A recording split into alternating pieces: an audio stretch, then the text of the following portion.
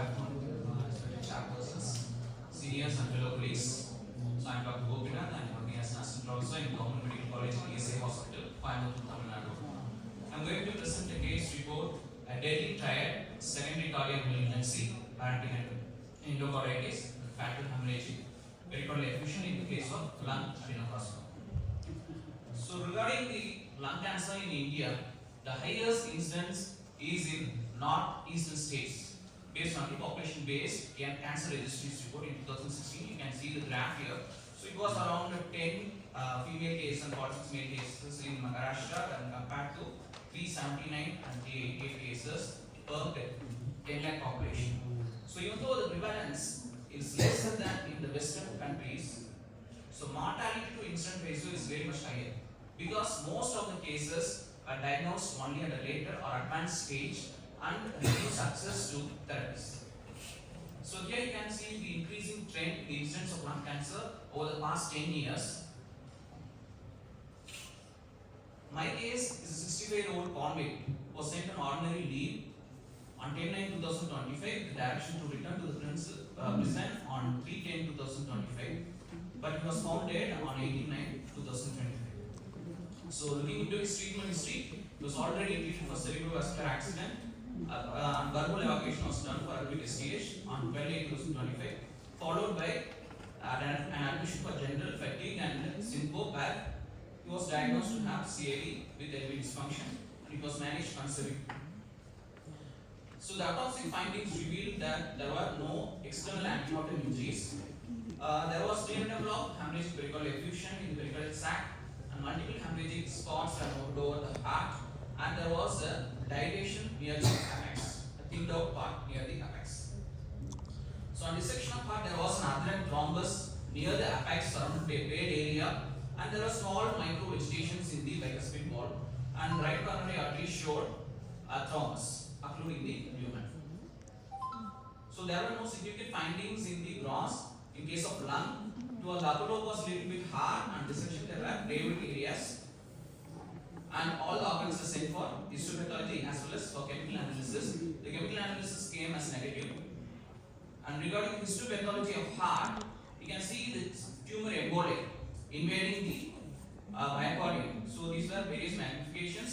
So at next you can see the tumor emboli and higher magnification clearly showing the tumor emboli invading the heart. So this is the tumor emboli in the epicardium of the heart. And in the lung, we can clearly see edema with tumor infiltration. So and also as the green arrow indicates surrounding necrosis. So there is a glandular pattern. The red circle shows in the first image there is a glandular pattern indicating the adenocarcinoma, and there were many tumor emboli in the alveolar spaces as well. So coming to the discussion, most of the deaths in lung cancer were due to adenocarcinoma, and nearly 18% of the cases were because of metastatic complications. So basically this Marantic endocarditis is a non-bacterial thrombotic endocarditis. Most commonly in this case it occurred in case of adenocarcinoma lung. It is mostly composed of fibrin and platelets. So the valvular restrictions are very tiny and there are high chances of thromboembolic events too. So when we looked into a meta-analysis of 8,849 cases of cardiac tumors, most of the cases were benign primary cardiac tumors and only 4% were secondary cardiac tumors, which indicates the rarity of the case. So regarding direct invasion from the lung cancer to direct cardiac invasion, so this direct cardiac invasion can be fatal and it has a poor prognosis, clinical prognosis, as well as can be an independent predictor of survival in patients with advanced lung cancer.